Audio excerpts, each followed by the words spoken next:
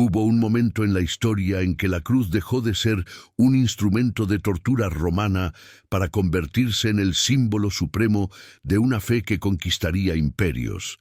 Y ese momento fue tan violento como silencioso, tan público como profundamente privado, porque ocurrió no en el madero del Gólgota, sino en las mentes de quienes necesitaban creer que algo más grande que ellos mismos había muerto allí, arriba.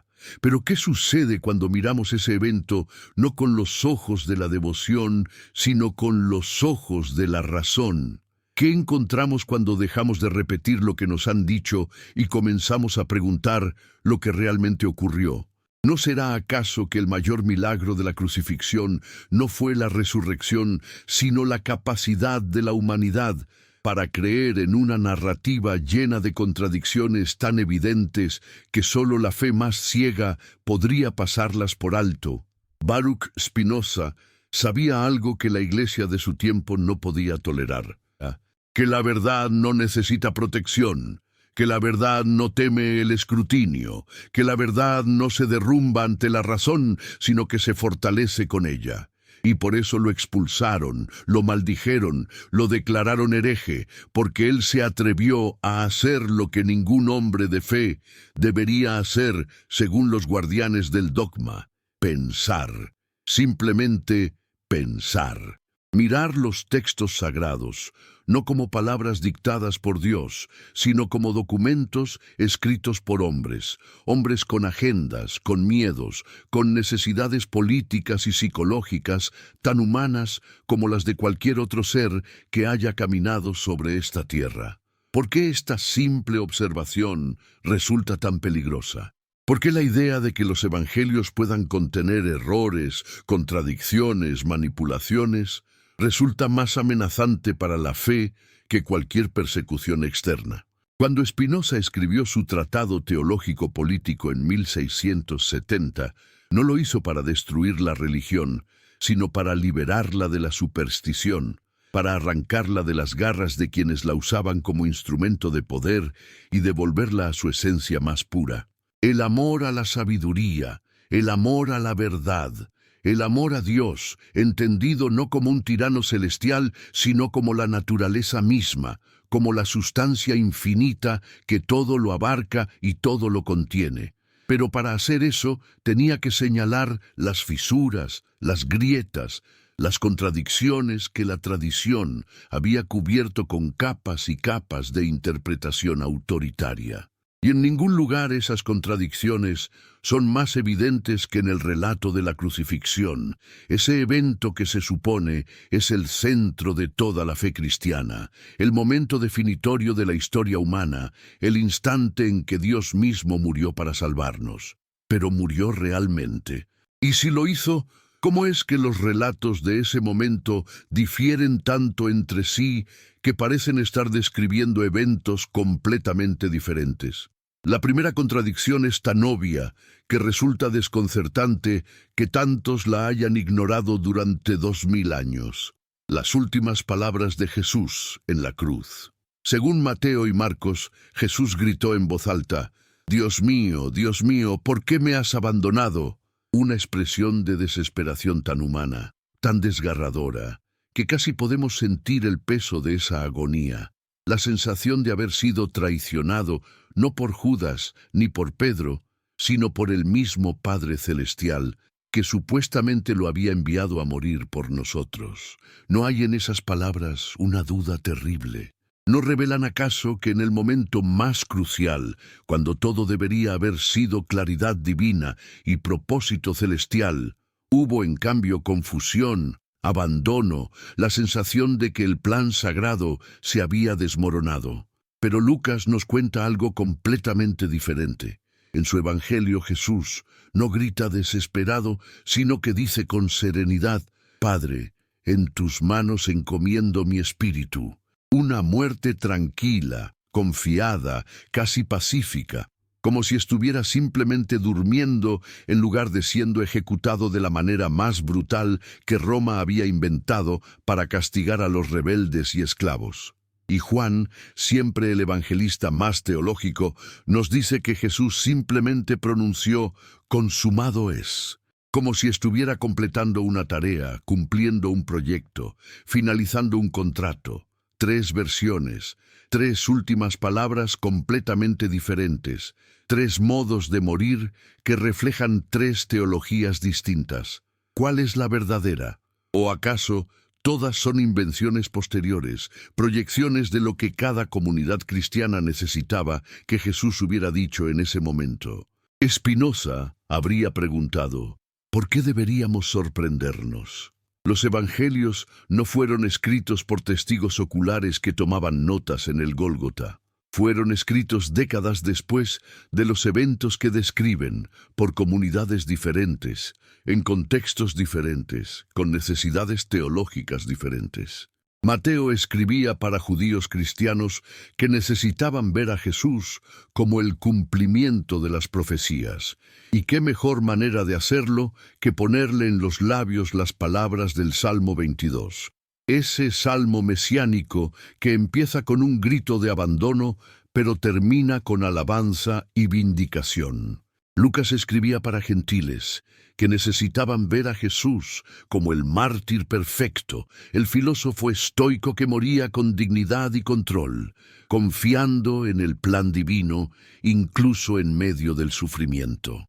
Juan escribía en una época posterior, cuando la teología se había vuelto más abstracta, más metafísica, y necesitaba presentar a Jesús no como un hombre desesperado, sino como el Logos divino, cumpliendo su misión cósmica con perfección matemática.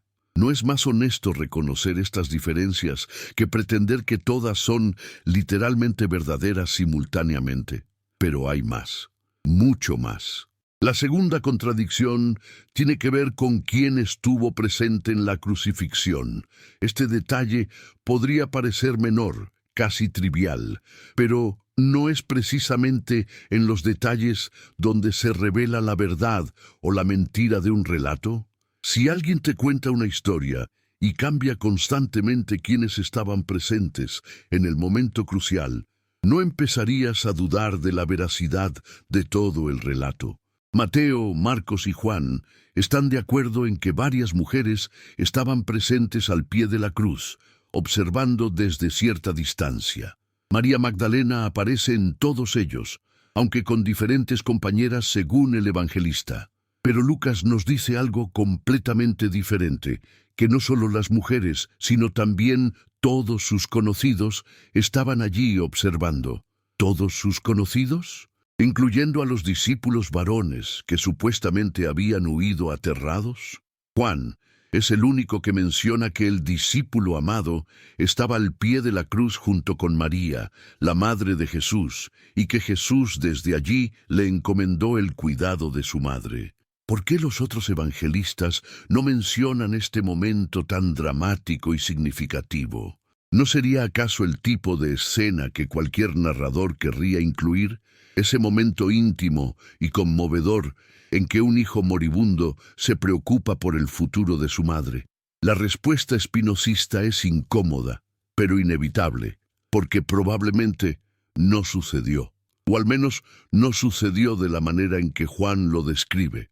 Cada evangelista está construyendo una narrativa teológica, no escribiendo un reportaje periodístico. Juan necesita establecer la continuidad de la comunidad cristiana después de la muerte de Jesús. Necesita mostrar que hay un discípulo especial, un testigo confiable que puede dar fe de todo lo que ocurrió, y por eso coloca a ese discípulo en el lugar más importante posible, al pie de la cruz misma. Los otros evangelistas no tienen esa necesidad teológica, así que no incluyen esa escena. ¿No es más probable esta explicación que imaginar que 3 de los 4 evangelistas simplemente olvidaron mencionar algo tan significativo? Y aquí es donde podríamos hacer una pausa en esta narración que fluye sin descanso, donde podríamos invitar a quienes nos escuchan o nos leen a que compartan este momento de reflexión con otros, porque ¿no es acaso la búsqueda de la verdad algo que vale la pena compartir? Si estás siguiendo estas palabras en algún lugar del mundo, desde alguna ciudad, en algún momento particular de tu día o tu noche, ¿podrías dejarnos saber en los comentarios desde dónde nos acompañas y qué hora es allí, en este instante? Porque esta búsqueda de la verdad no conoce fronteras ni zonas horarias, atraviesa continentes y océanos, une a quienes se atreven a preguntar lo que otros prefieren no cuestionar. Y si sientes que estas reflexiones tienen valor, si crees que pueden ayudar a alguien a pensar con más claridad, podrías compartir este video con un amigo cercano, con alguien de tu confianza, con el deseo de que las bendiciones lleguen a su familia. Porque compartir la verdad es también un acto de amor, de generosidad, de esperanza en que otros puedan despertar del sueño dogmático en el que tantos viven. Pero continuemos, porque apenas estamos rascando la superficie de estas contradicciones. La tercera es quizás la más problemática de todas, la que más claramente revela que estamos ante relatos construidos y no ante crónicas históricas. El momento preciso de la muerte de Jesús y los eventos que la acompañaron. Según Mateo, en el momento en que Jesús murió, ocurrieron una serie de prodigios sobrenaturales. La cortina del templo se rasgó en dos de arriba abajo. Hubo un terremoto, las rocas se partieron, los sepulcros se abrieron y muchos santos que habían muerto resucitaron y salieron de sus tumbas, entrando en la ciudad santa, donde se aparecieron a muchos. Detengámonos un momento en esto. ¿Comprendes la magnitud de lo que Mateo está afirmando? No está hablando de un evento privado o espiritual, sino de fenómenos físicos, públicos, verificables. Un terremoto en Jerusalén, tumbas abriéndose, muertos caminando por las calles de la ciudad. ¿No debería un evento así haber sido registrado por los historiadores de la época? ¿No deberían Josefo, Tácito, Plinio, alguien cualquiera, haber mencionado que hubo un día en Jerusalén cuando los muertos resucitaron y caminaron entre los vivos? Pero no hay registro alguno fuera de Mateo, ninguno. Marcos menciona solo que la cortina del templo se rasgó, pero omite completamente el terremoto y los muertos resucitados. Lucas también menciona la cortina, pero agrega un detalle diferente, que el sol se oscureció, aunque hay debate sobre si se refiere a un eclipse o a algún otro fenómeno. Juan, una vez más, no menciona ninguno de estos prodigios, ni la cortina rasgada, ni el terremoto, ni los muertos resucitados, ni el oscurecimiento del sol. Nada. Para Juan, Jesús simplemente murió en la cruz y fue bajado para su entierro. ¿Cómo es posible que eventos tan cataclísmicos, tan evidentes, tan públicos, sean mencionados por un evangelista, pero completamente ignorados por los otros?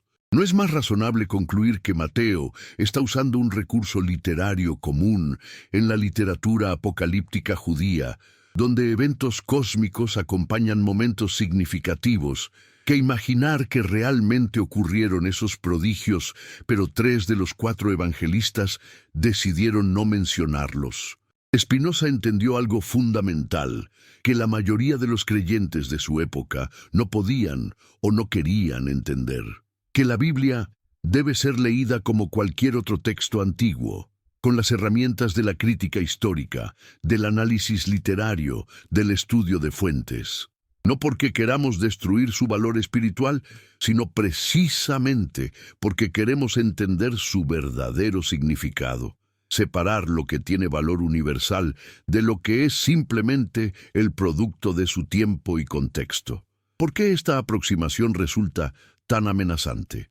¿Por qué la sugerencia de que los evangelistas pudieron haber usado licencia poética o recursos teológicos para hacer un punto se percibe como un ataque a la fe? ¿No será acaso que la fe que teme el análisis racional no es verdadera fe, sino superstición disfrazada?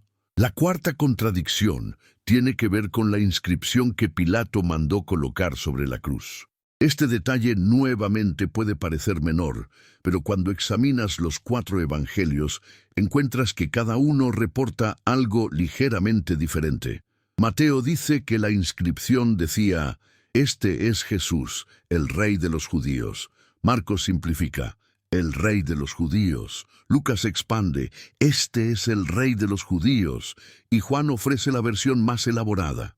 Jesús de Nazaret, el Rey de los judíos, añadiendo además que estaba escrita en hebreo, griego y latín. ¿Son estas diferencias significativas? Algunos dirían que no, que son variaciones menores, que todas transmiten esencialmente el mismo mensaje. ¿Pero no revelan acaso que ninguno de los evangelistas tenía acceso directo a lo que realmente decía esa inscripción? ¿No sugieren que cada uno estaba reconstruyendo el evento basándose en tradiciones orales, en recuerdos de segunda o tercera mano, en lo que su comunidad creía que había ocurrido? Y aquí está el problema más profundo. Si no podemos confiar en que los evangelistas reportan con precisión incluso estos detalles relativamente simples y verificables, ¿cómo podemos estar seguros de que reportan con precisión las enseñanzas teológicas más profundas de Jesús? ¿Cómo podemos saber qué dijo realmente y qué es interpretación posterior? ¿No es más honesto reconocer que lo que tenemos en los evangelios es una mezcla compleja de memoria histórica, desarrollo teológico, necesidades comunitarias y creatividad literaria, todo entrelazado de manera que resulta casi imposible separar lo que realmente ocurrió de lo que la comunidad cristiana temprana creía que debió haber ocurrido? Spinoza fue excomulgado de la sinagoga de Ámsterdam en 1656 con una de las excomuniones más severas jamás pronunciadas. Maldito sea de día y maldito sea de noche, maldito sea cuando se acuesta y maldito sea cuando se levanta, maldito sea cuando sale y maldito sea cuando regresa. El Señor no lo perdonará. ¿Por qué tal furia? ¿Por qué tal violencia verbal contra un joven de 23 años cuyo único crimen era pensar con demasiada claridad? Porque Spinoza había descubierto algo que las autoridades religiosas de todas las épocas han querido mantener oculto: que el emperador está desnudo, que las escrituras no son lo que pretenden ser, que Moisés no escribió el Pentateuco, que los profetas fueron hombres de su tiempo con agendas políticas, que los milagros reportados en la Biblia no son eventos sobrenaturales, sino o bien fenómenos naturales malinterpretados, o bien invenciones literarias. Y si todo esto es cierto del Antiguo Testamento, ¿por qué no habría de serlo también del Nuevo? La quinta contradicción, y quizás la más fundamental de todas, tiene que ver con el momento del entierro y la resurrección. Según los sinópticos, Jesús fue crucificado en la víspera de la Pascua y sepultado apresuradamente antes del comienzo del sábado. Las mujeres que fueron a la tumba al tercer día lo hicieron temprano en la mañana del primer día de la semana, después de que hubiera pasado el sábado. Pero Juan ofrece una cronología completamente diferente. Para él, Jesús fue crucificado el día de la preparación de la Pascua, exactamente al mismo tiempo en que se sacrificaban los corderos pascuales en el templo. Esta no es una diferencia menor, es una diferencia teológica fundamental. Juan está haciendo una declaración simbólica. Jesús es el verdadero cordero pascual. Su muerte coincide precisamente con el sacrificio de los corderos. Él es el cumplimiento de todo el simbolismo del Éxodo. Es brillante teología, pero dudosa historia. ¿Cuál cronología es la correcta? ¿O ninguna lo es realmente? Y luego están las contradicciones sobre quién fue a la tumba y qué encontraron allí. Mateo dice que María Magdalena y la otra María fueron a ver el sepulcro y que hubo un gran terremoto cuando un ángel del Señor descendió del cielo, removió la piedra y se sentó sobre ella. Los guardias temblaron y quedaron como muertos. Marcos dice que María Magdalena, María la madre de Jacobo y Salomé fueron al sepulcro, y cuando llegaron encontraron la piedra ya removida, y dentro del sepulcro vieron a un joven vestido con una túnica blanca. Lucas dice que las mujeres sin especificar exactamente quiénes, fueron al sepulcro. Encontraron la piedra removida, entraron y no hallaron el cuerpo, y de repente se les presentaron dos varones con vestiduras resplandecientes. Juan dice que solo María Magdalena fue al sepulcro, vio la piedra quitada, corrió a avisar a Pedro y al otro discípulo, y cuando éstos llegaron, encontraron las vendas, pero no vieron a ningún ángel. Después, María se quedó llorando, y entonces sí vio a dos ángeles dentro del sepulcro. ¿Cuántas mujeres fueron? ¿Una, dos, tres o más? ¿Cuántos seres angélicos había? ¿Uno, dos o ninguno visible inicialmente? ¿Estaba la piedra ya removida o fue removida mientras ellas observaban? ¿Hubo un terremoto o no? Estas no son diferencias triviales en detalles periféricos.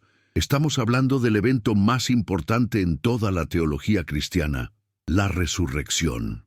Si no podemos tener un relato consistente de quién fue testigo de la tumba vacía, si los evangelistas no pueden ponerse de acuerdo sobre el número de ángeles o el momento exacto en que apareció el primero, ¿qué confianza podemos tener en la historicidad del evento mismo? ¿No será más probable que lo que realmente ocurrió fue que algunos seguidores de Jesús tuvieron experiencias que interpretaron como apariciones del Maestro resucitado, experiencias que podrían haber sido visiones místicas, estados alterados de conciencia inducidos por el duelo, o incluso encuentros con alguien que se parecía a Jesús, y que posteriormente estas experiencias se cristalizaron en narrativas de tumba vacía y ángeles anunciadores? Spinoza habría dicho que no es necesario negar completamente que algo significativo ocurrió después de la crucifixión, pero sí es necesario entender que lo que tenemos en los evangelios no son reportes de corresponsales de guerra, sino interpretaciones teológicas de experiencias complejas y ambiguas. La resurrección, para Spinoza, no necesita ser un evento físico literal para tener significado espiritual. Puede ser la forma en que la comunidad experimentó la continuidad de la enseñanza de Jesús, la forma en que su mensaje no murió con él, sino que siguió vivo en los corazones de sus seguidores. ¿No es esta una interpretación más coherente con lo que sabemos sobre cómo funcionan las comunidades religiosas, cómo se forman las tradiciones, cómo los eventos se transforman en mitos fundacionales? Pero ¿por qué la Iglesia encuentra esta interpretación más amenazante que el ateísmo mismo? Porque el ateo simplemente rechaza el relato, lo cual permite a los creyentes descartarlo como alguien de mala fe o corazón endurecido. Pero Spinoza no rechaza el relato, lo reinterpreta, lo sitúa en su contexto, lo desmitifica sin despreciarlo. Y esto es mucho más peligroso porque muestra que se puede ser profundamente espiritual, profundamente comprometido con la búsqueda de Dios, y al mismo tiempo rechazar la literalidad de las Escrituras. Muestra que la verdadera piedad no consiste en creer lo imposible, sino en vivir con amor, justicia y sabiduría. ¿No es esto lo que realmente enseñó Jesús? ¿No pasó él mismo su ministerio criticando a los fariseos por su adhesión rígida a la letra de la ley mientras ignoraban su espíritu? Las contradicciones en los relatos de la crucifixión no son errores que debemos disculpar o explicar con gimnasia hermenéutica cada vez más elaborada. Son evidencia de que los evangelios son lo que cualquier historiador honesto reconocería que son.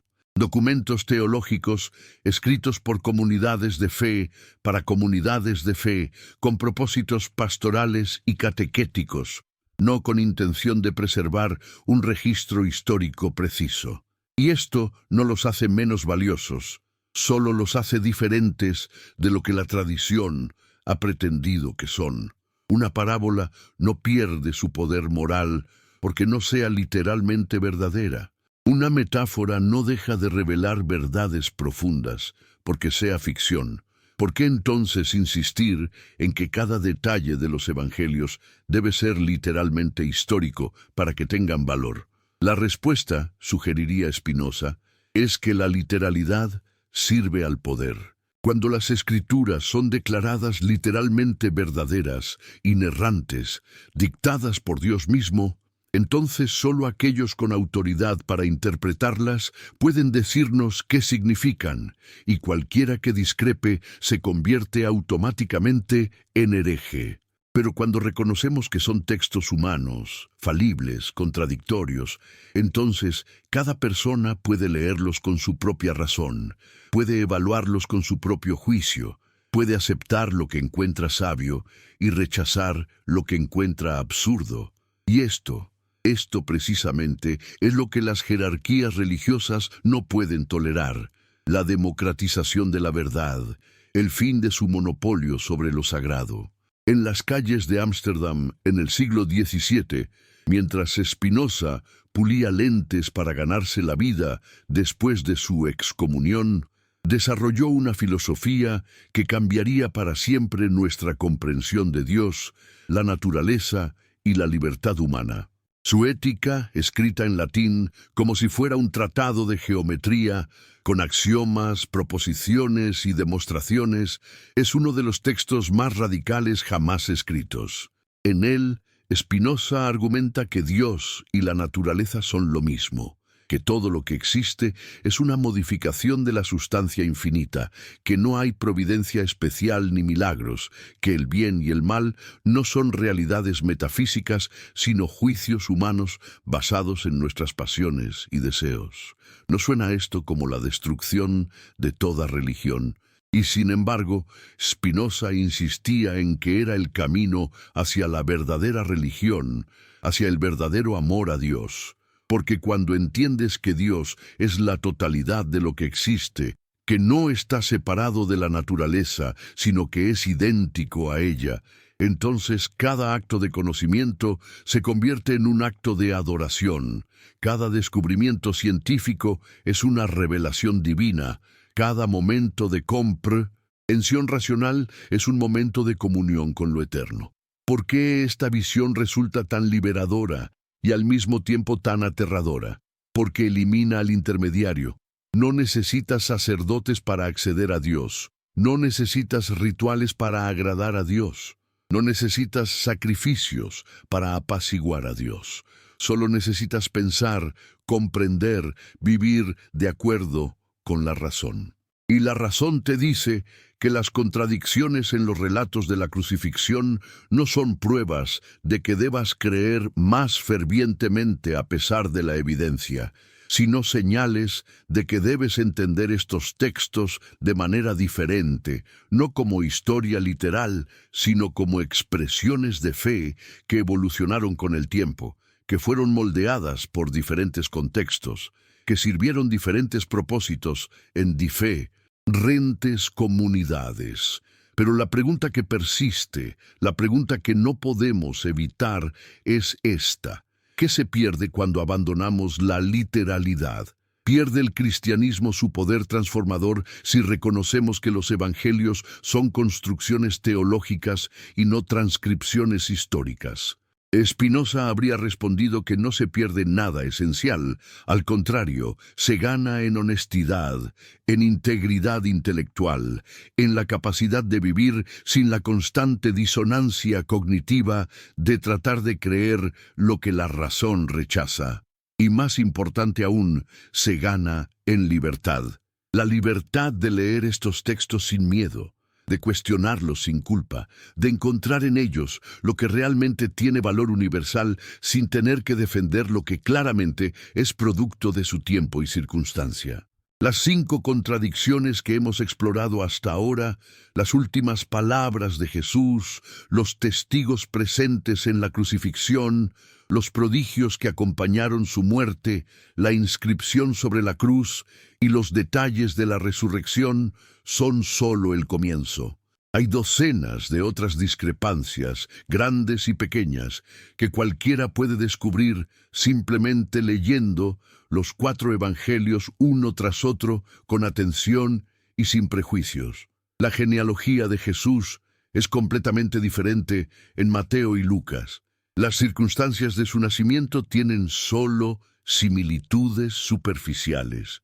Los detalles de su ministerio varían enormemente. Las enseñanzas que se le atribuyen en diferentes evangelios a veces se contradicen directamente. ¿Cómo respondemos a todo esto? La respuesta tradicional ha sido la armonización, inventar escenarios complejos en los que todas las contradicciones aparentes pueden resolverse si asumimos suficientes detalles no mencionados en los textos.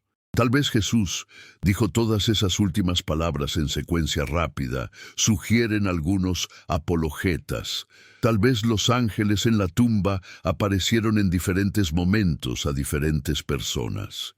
Tal vez hubo múltiples terremotos y múltiples rasgaduras de cortinas, y todo realmente sucedió exactamente como cada evangelista lo describe, solo que cada uno estaba reportando diferentes aspectos del mismo evento. Pero ¿no requiere esta aproximación más fe ciega que simplemente aceptar la explicación más obvia y natural?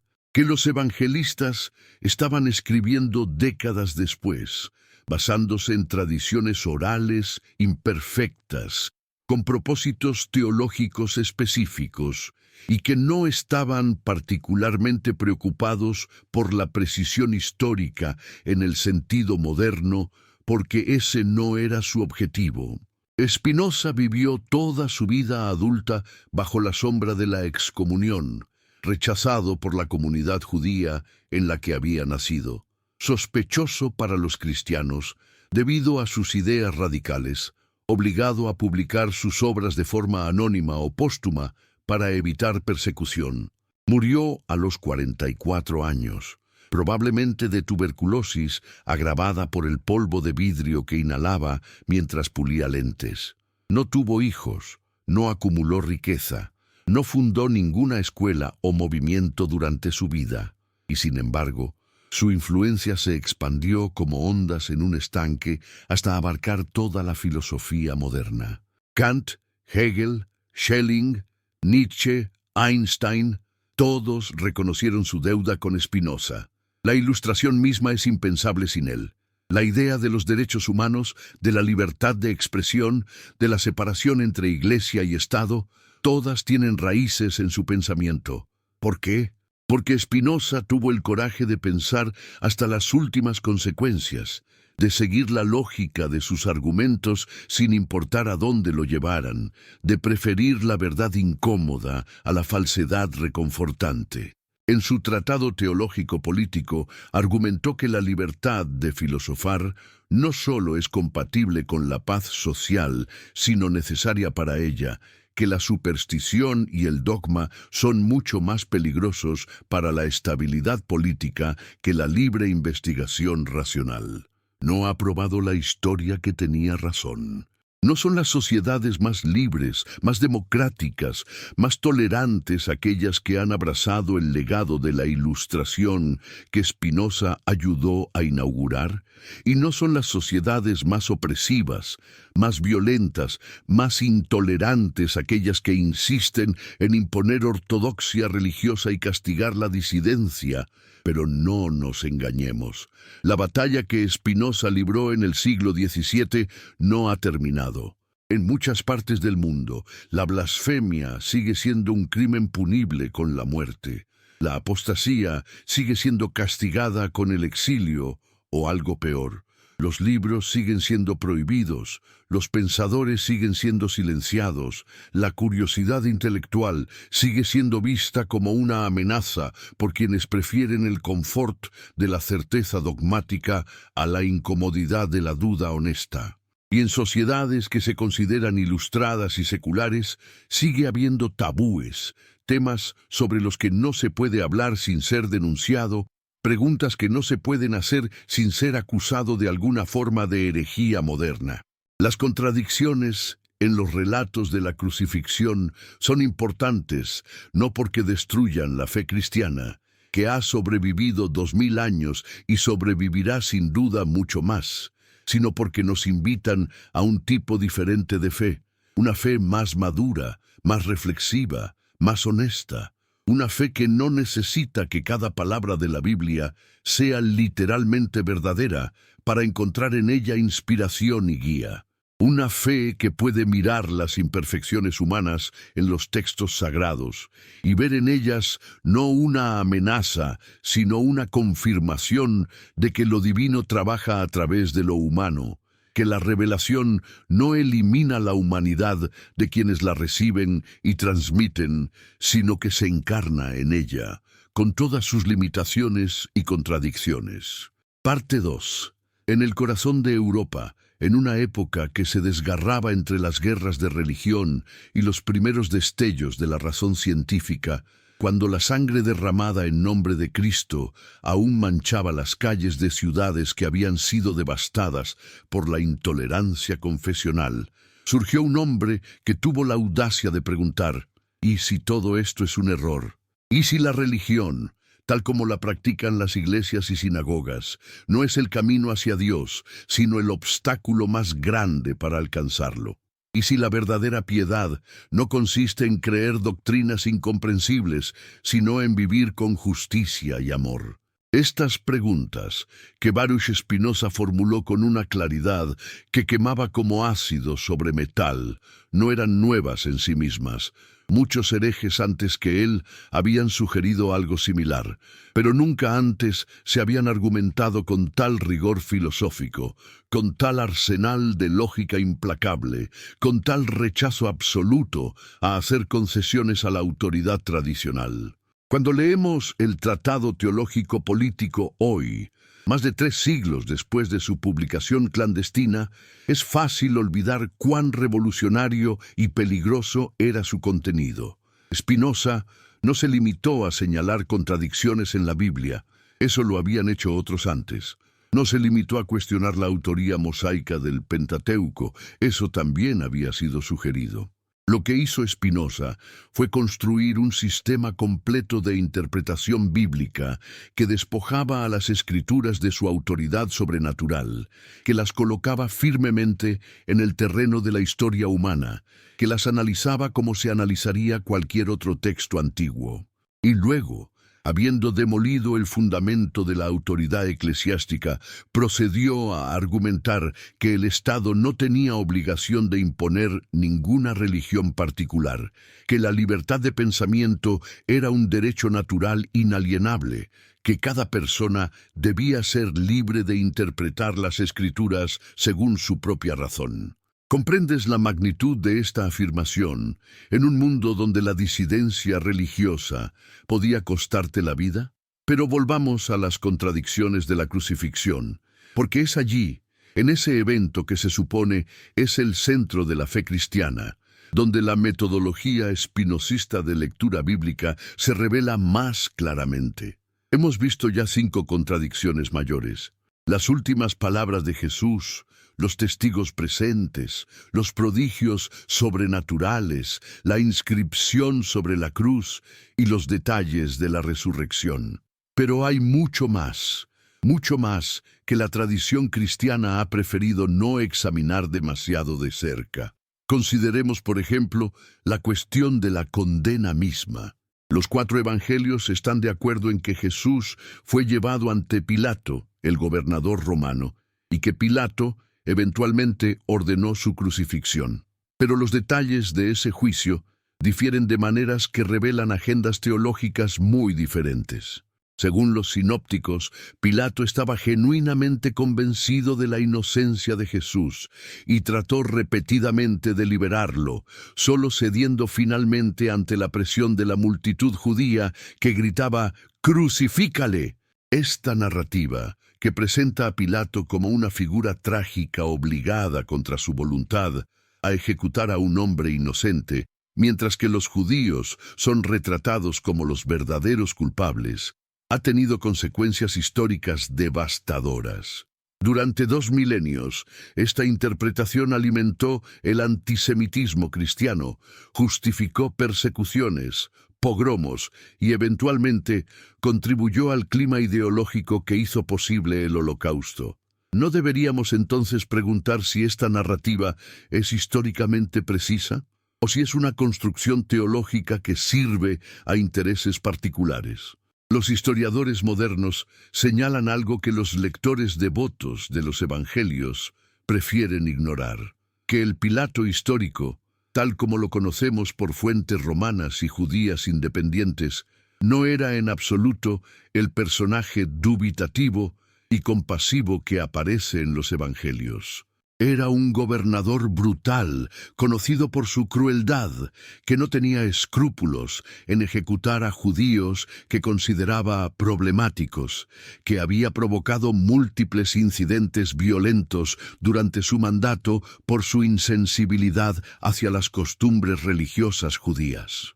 La idea de que este hombre se habría preocupado por la inocencia o culpabilidad de un predicador judío itinerante, o que habría cedido ante la presión de una multitud judía cuando tenía a su disposición todo el poder militar de Roma, es absurda desde el punto de vista histórico.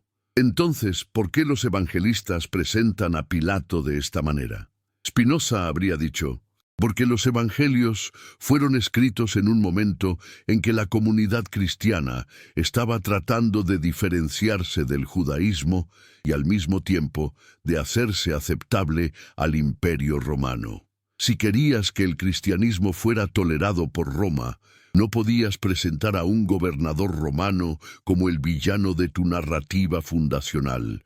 Era mucho más conveniente trasladar la culpabilidad a los judíos, con quienes los cristianos estaban en conflicto cada vez más agudo. Y así, Pilato se convierte en una víctima de las circunstancias, un hombre que hace lo correcto hasta donde puede, mientras que los judíos se convierten en los verdaderos asesinos de Cristo. Esta no es historia, es apologética. Es teología al servicio de necesidades políticas y sociales específicas. Y hay más. Consideremos la figura de Judas, ese personaje que ha sido demonizado durante 2 milenios como el arquetipo de la traición. Según Mateo, Judas se arrepintió de su traición, devolvió las 30 monedas de plata a los sumos sacerdotes y se ahorcó. El Evangelio añade que los sacerdotes usaron ese dinero para comprar el campo del alfarero como cementerio para extranjeros, cumpliendo así una profecía. Pero Hechos de los Apóstoles, escrito por el mismo autor que escribió el Evangelio de Lucas, cuenta una historia completamente diferente.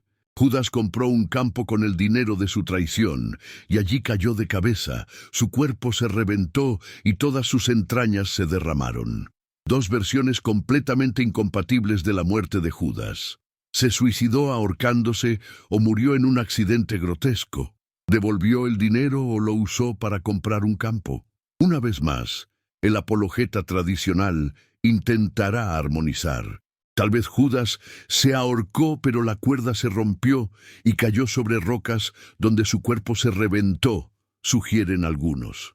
Pero esta lectura requiere añadir múltiples detalles que no están en ninguno de los textos, y además ignora la obvia diferencia teológica entre las dos narrativas. Mateo necesita que Judas se arrepienta porque está escribiendo para una audiencia judía y quiere mostrar que incluso el traidor reconoció su pecado, cumpliendo así el patrón del pecador arrepentido tan común en la tradición judía. Hechos necesita una muerte más dramática y horrible porque está enfatizando el castigo divino sobre quien traicionó al Hijo de Dios. Son 2 teologías diferentes, 2 mensajes diferentes, 2 comunidades diferentes con necesidades diferentes. ¿Por qué esto importa? Porque cuando reconocemos que estamos ante construcciones teológicas y no ante reportes históricos precisos, cambia completamente cómo leemos estos textos. Ya no tenemos que defenderlos contra la razón. Ya no tenemos que inventar explicaciones cada vez más complicadas para reconciliar lo irreconciliable. Podemos apreciarlos por lo que realmente son: testimonios de fe, expresiones de cómo diferentes comunidades cristianas primitivas entendieron el significado de Jesús, reflexiones teológicas sobre la salvación, la gracia, el pecado, la redención. Y esto no los hace menos valiosos, al contrario, los hace más humanos, más accesibles, más honestos. Spinoza vivió en una época de transición extraordinaria. Era contemporáneo de Descartes, de Hobbes, de Newton. La ciencia moderna estaba naciendo, destruyendo viejas certezas, revelando que el universo era mucho más vasto y complejo de lo que la tradición había imaginado. La Tierra no era el centro del universo. El Sol no giraba alrededor de ella. Las estrellas no estaban fijadas en una esfera cristalina. Todo el cosmos medieval se estaba derrumbando, y con él, necesariamente, se derrumbaba también la cosmovisión religiosa que había sido construida sobre esa imagen del mundo. ¿Cómo mantener la idea de un Dios que interviene constantemente en los asuntos humanos cuando descubres que el universo opera según leyes matemáticas inmutables? ¿Cómo seguir creyendo en milagros cuando la ciencia revela que la naturaleza no tiene excepciones? La respuesta de Spinoza fue radical. No intentemos salvar el Dios de la tradición, ese Dios antropomórfico que se enoja y se arrepiente, que hace pactos y castiga, que envía plagas y detiene el sol. Ese Dios es una proyección humana, una ficción necesaria quizás en etapas tempranas del desarrollo religioso, pero que ahora debemos superar. El verdadero Dios, argumentó Spinoza, es la sustancia infinita, la naturaleza misma en su totalidad, lo que algunos llaman Deus sive natura, Dios, o sea, la naturaleza. Este Dios no es una persona, no tiene voluntad ni propósitos en el sentido humano, no hace milagros porque no puede violar sus propias leyes, que son idénticas a las leyes de la naturaleza. Todo lo que existe es una modificación de esta sustancia infinita. Todo lo que ocurre es una expresión necesaria de la naturaleza divina. ¿Es esto ateísmo? Los contemporáneos de Spinoza ciertamente lo pensaron así. Fue llamado ateo, fue denunciado, fue atacado físicamente en la calle.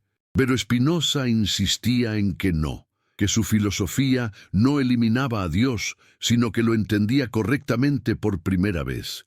Dios está en todas partes porque Dios es todas las cosas. No hay nada fuera de Dios, no hay nada separado de Dios. Cada árbol, cada piedra, cada pensamiento humano es una expresión de lo divino.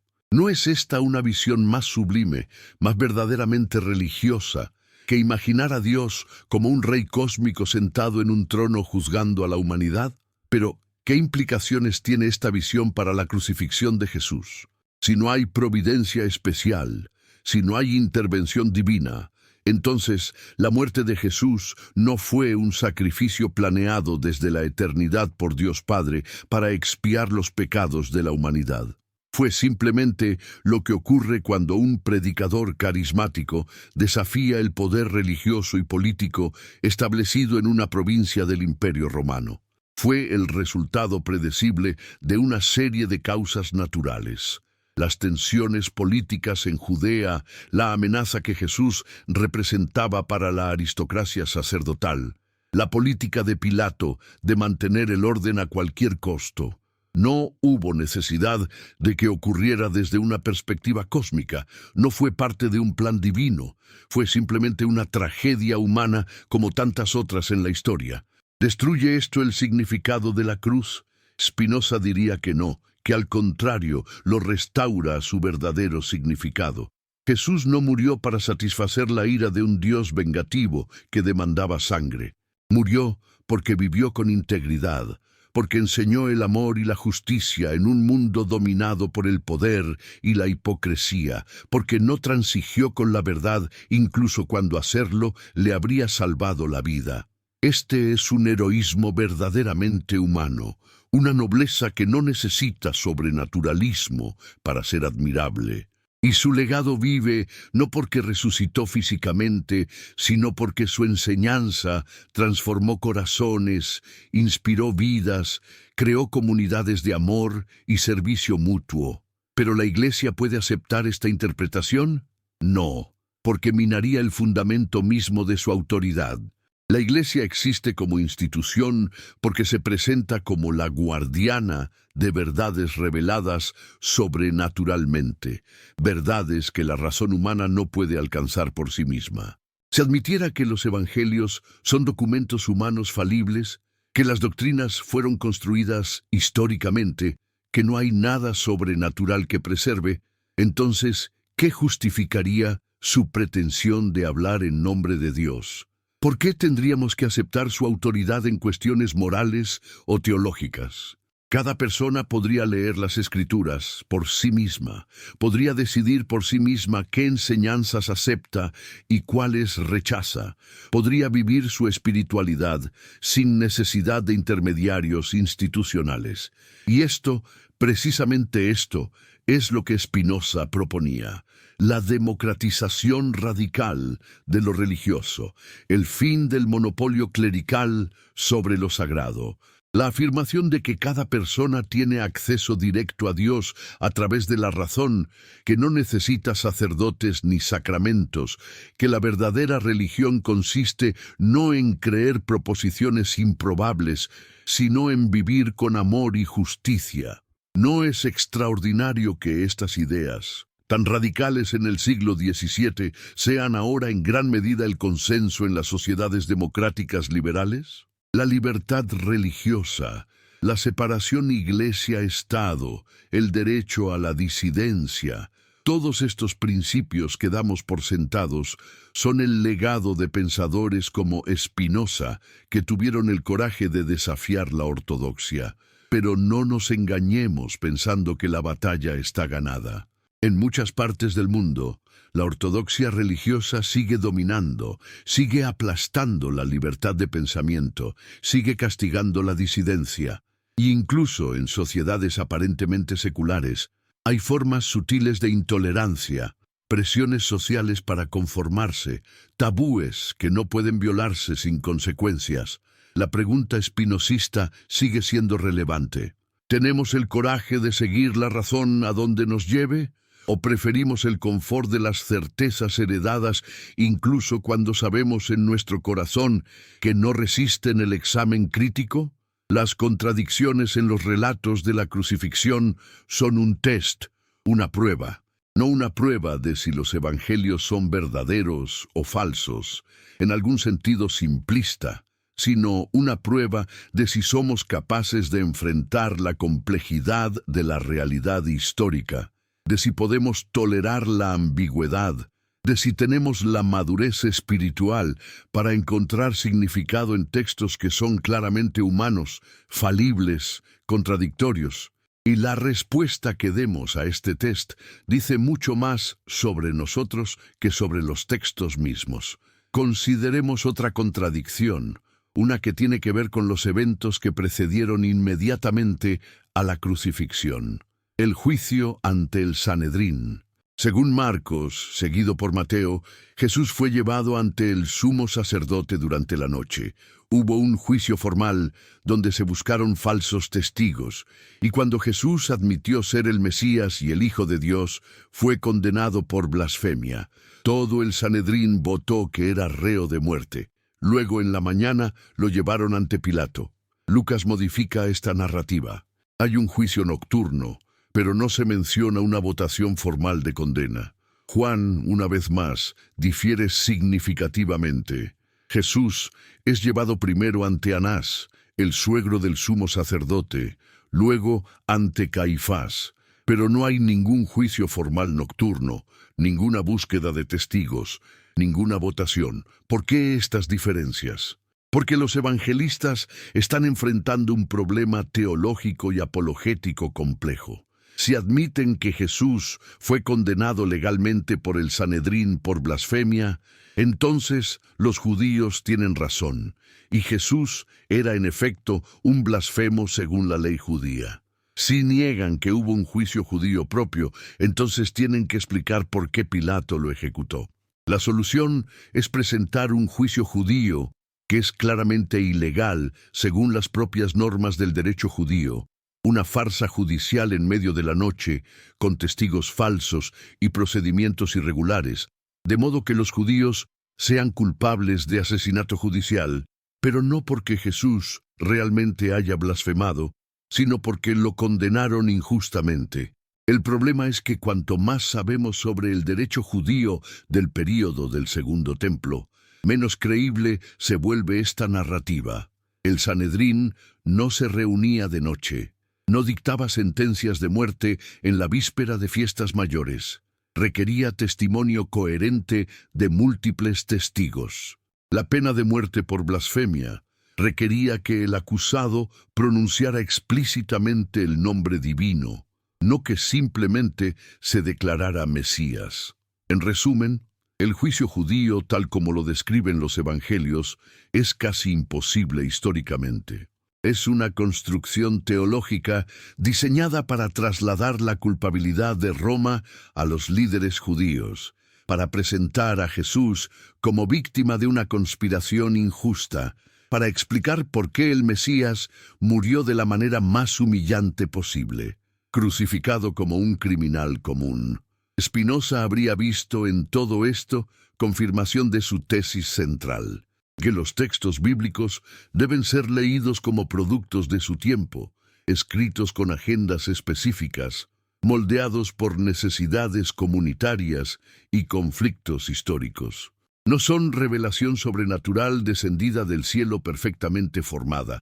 Son testimonios humanos de encuentros con lo divino, mediados por limitaciones culturales, distorsionados por prejuicios, mejorados por creatividad teológica.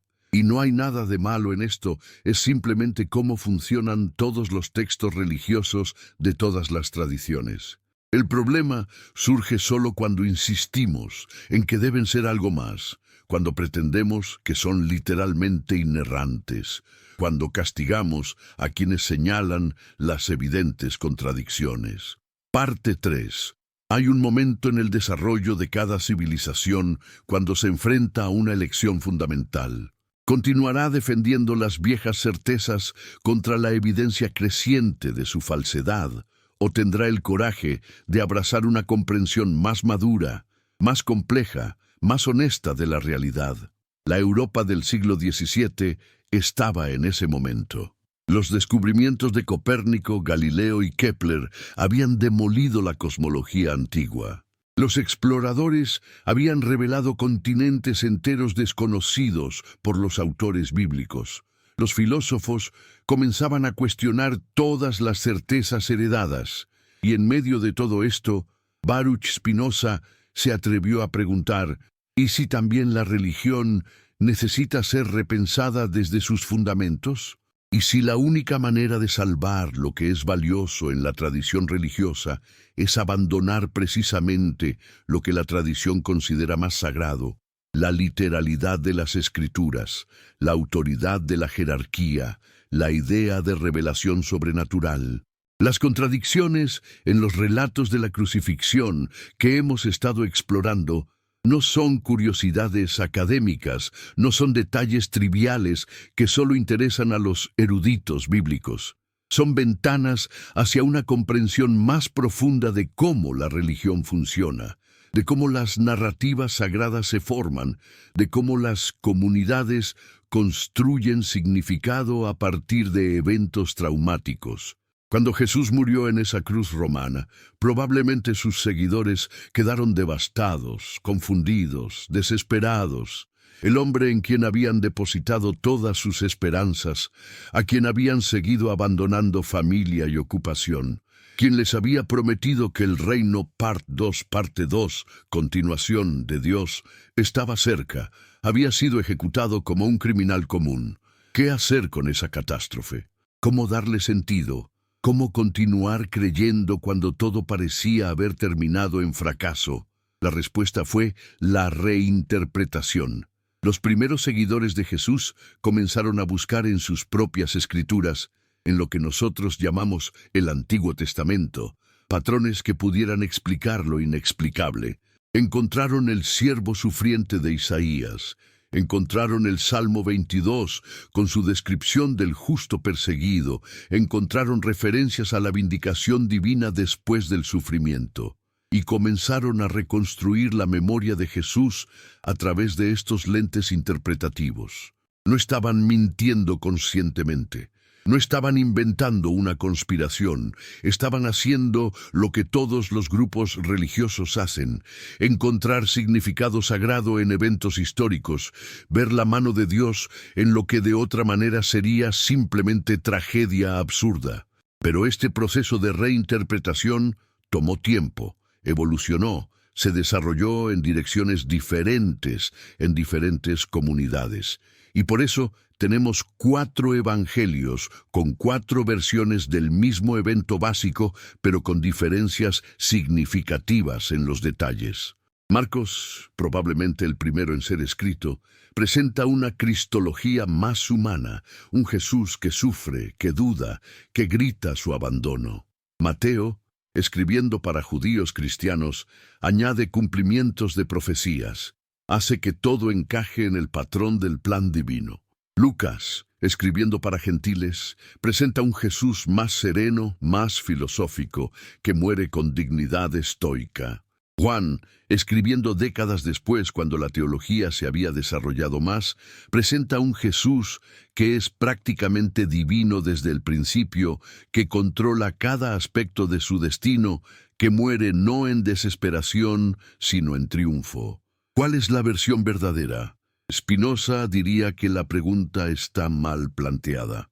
No hay una versión verdadera en el sentido de una transcripción precisa de lo que realmente ocurrió. Lo que tenemos son diferentes interpretaciones teológicas de un evento histórico básico, y todas ellas nos dicen más sobre las comunidades que las produjeron que sobre el evento mismo. Esto no las hace falsas o sin valor, las hace humanas, las hace comprensibles. Las hace, en cierto sentido, más honestas que la pretensión de que son reportes inerrantes dictados por Dios.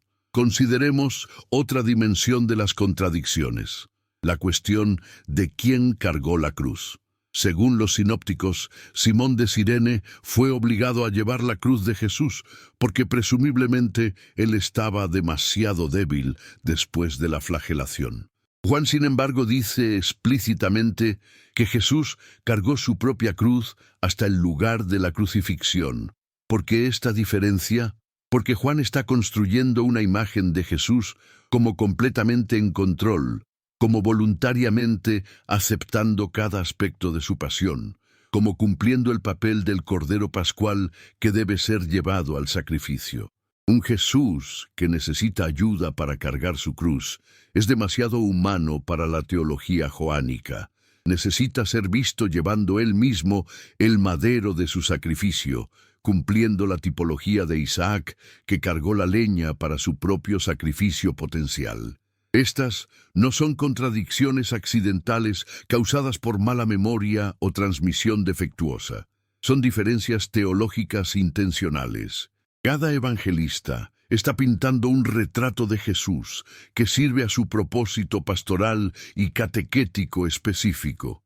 Y cuando reconocemos esto, cuando dejamos de intentar forzar todos estos retratos en una sola imagen coherente, podemos apreciar la riqueza y diversidad del testimonio cristiano primitivo. Podemos ver cómo diferentes comunidades encontraron diferentes significados en la muerte de Jesús, cómo cada una enfatizó aspectos diferentes según sus necesidades. Spinoza fue llamado hereje, pero ¿qué es un hereje sino alguien que se atreve a pensar diferente? ¿Qué es herejía sino la libertad de la mente humana para cuestionar, para dudar, para buscar la verdad sin restricciones artificiales? La palabra misma viene del griego jairesis, que significa simplemente elección. El hereje es quien elige por sí mismo en lugar de aceptar lo que la autoridad le dice que debe creer. ¿Y no es esta precisamente la capacidad que nos hace humanos, que nos distingue de los animales que actúan por puro instinto? La capacidad de reflexionar, de evaluar, de decidir basándonos en la razón y no en la tradición o el miedo. Pero las instituciones religiosas siempre han temido a los herejes más que a los infieles externos. El infiel puede ser convertido o ignorado, pero el hereje es mucho más peligroso porque viene de dentro, porque conoce el sistema, porque puede señalar sus contradicciones y debilidades desde una posición de familiaridad. Spinoza no era un ignorante que atacaba lo que no entendía. Era un erudito profundamente versado en las escrituras hebreas, en la tradición rabínica, en la filosofía medieval. Y precisamente ese conocimiento profundo lo llevó a sus conclusiones radicales. ¿No es irónico que cuanto más estudias los textos sagrados con honestidad intelectual, más difícil se vuelve creer en su inerrancia literal? Las contradicciones en la narrativa de la crucifixión se extienden también a los eventos que siguieron. Ya mencionamos las discrepancias sobre quién fue a la tumba y qué encontraron allí, pero hay más.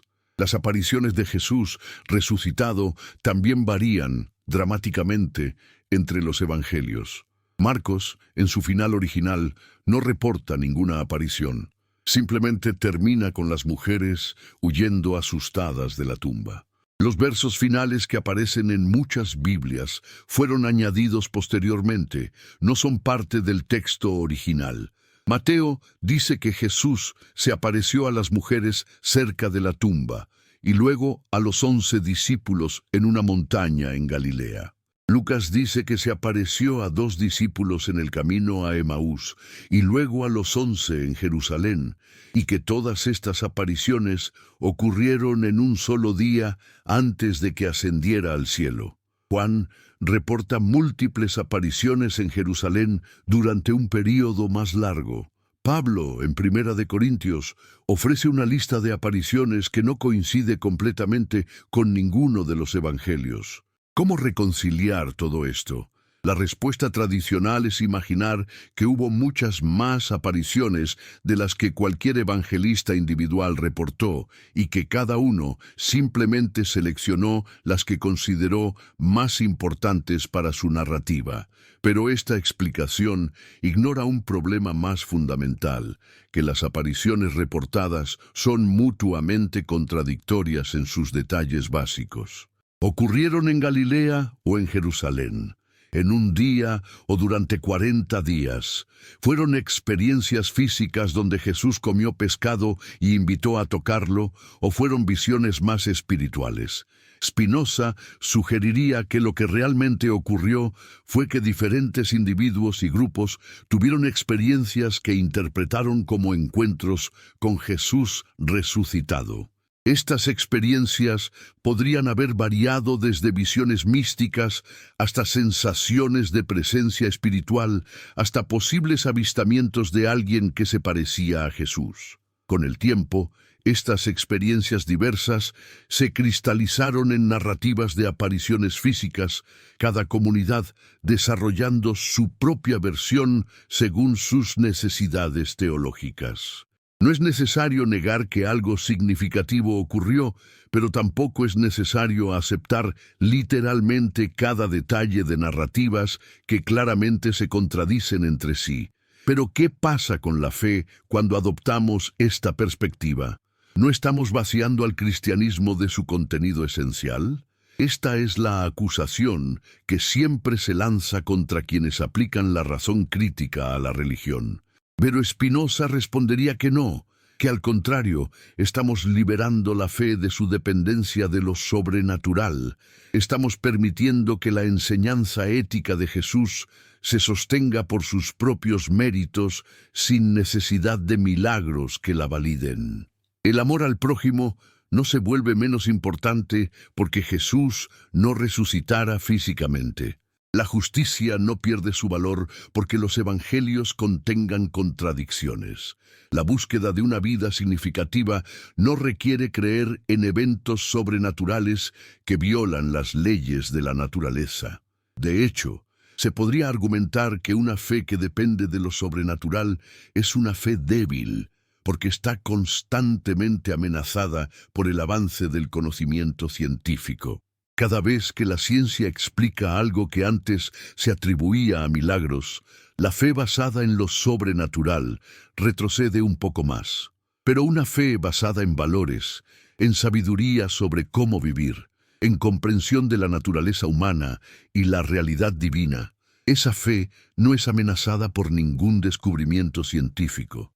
Es compatible con cualquier nivel de conocimiento sobre el mundo natural.